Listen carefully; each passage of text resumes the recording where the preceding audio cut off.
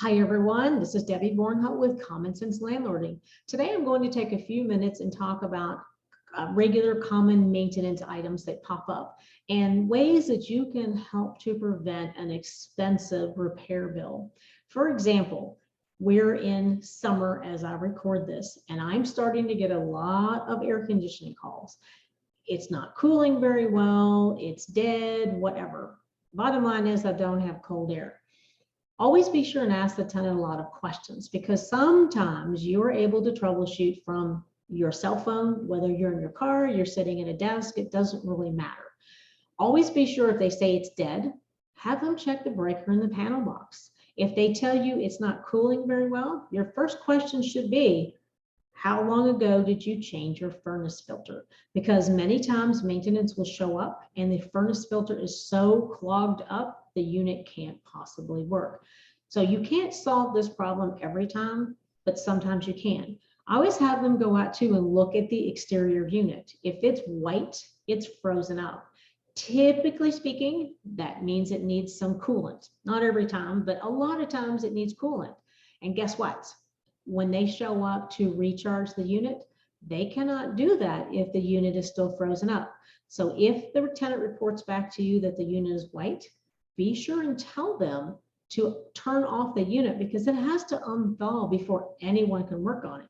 And if your heating and air guy goes out there to repair it, you're going to be charged a second trip charge, because they're going to have to turn around and leave, let it unthaw for several hours, maybe a day, and come back.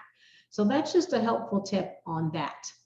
Now, if you have, let's see here, if you have someone that says my receptacles aren't working in my kitchen or my bathroom, that is usually going to be your ground fault circuit interrupter, or GFCI for short.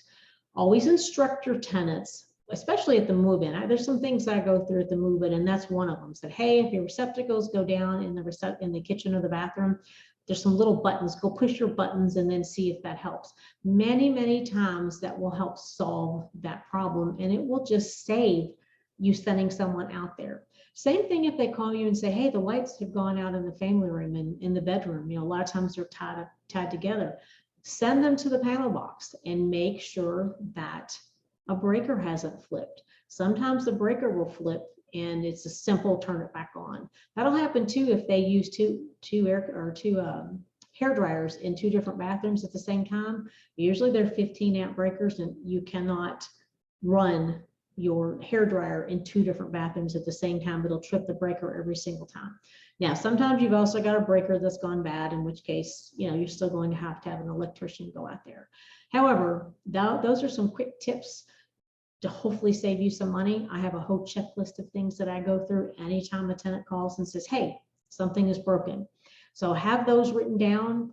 Google some other things, some other quick tips, so that you can be prepared when your tenant calls and says, hey, I have these problems. So that's my quick tip for today. You can connect with me at commonsenselandlording.com. Thanks for listening and have a great day.